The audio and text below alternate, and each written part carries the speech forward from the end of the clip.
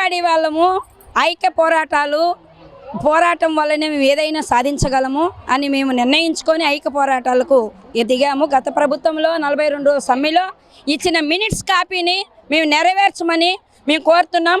ప్రతి టెంట్కు వచ్చి లోకేష్ బాబు కానీ, చంద్రబాబు నాయుడు గారు కానీ, అలాగే పవన్ కళ్యాణ్ కానీ, ప్రతి ఒక్క మంత్రి, ఇప్పుడున్న మంత్రులు కానీ అందరూ కూడా ప్రతి టెంట్లో ఈ ప్రభుత్వం నెరవేర్చింది, మీ మినిట్స్ అంతా మేము నెరవేరుస్తామని మా ఓట్లు వేయించుకొని గెలిపించిన కూటమి ప్రభుత్వము ఈ బడ్జెట్లో డబ్బుల విషయం ఆర్థిక పరిస్థితిని మేము అర్థం చేసుకోవాలంట. ఎలా అర్థం చేసుకోవాలో మాకు అర్థం కదా. అంగన్వాడీల పోరాటాన్ని అర్థం చేసుకోవాలని మేము కోరుతున్నాము. గత ప్రభుత్వానికి పట్టిన గత ఇది పడుతుంది.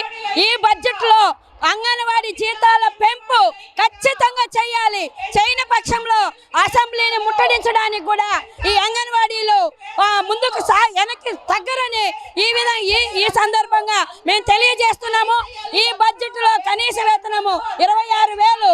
ఆ బడ్జెట్లో ఆర్థిక పరిస్థితులు అన్నీ ఉన్నాయి. పోలవరం ప్రాజెక్టు కానీ, పెన్షన్లు కానీ అన్నీ కూడా పెంచుతున్నారు. అలాగే జీఎస్టీని పెంచుతున్నారు, పన్నులు వేస్తున్నారు, కరెంటు బిల్లు వేస్తున్నారు.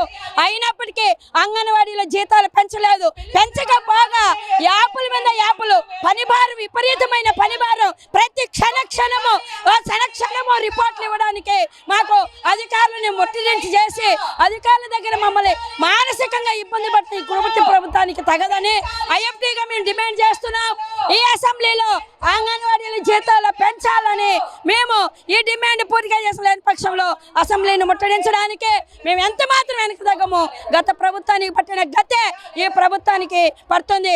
అమ్మా మంత్రి గారు, మేము మీ ఇంట్లో పని చేసే ఒక పని మనిషి ఒక్క రోజు అంగన్వాడీ ఉద్యోగం చేసి అప్పుడు మీరు జీతాలు పెంచాల్సిందిగా మేము కోరుతున్నాం.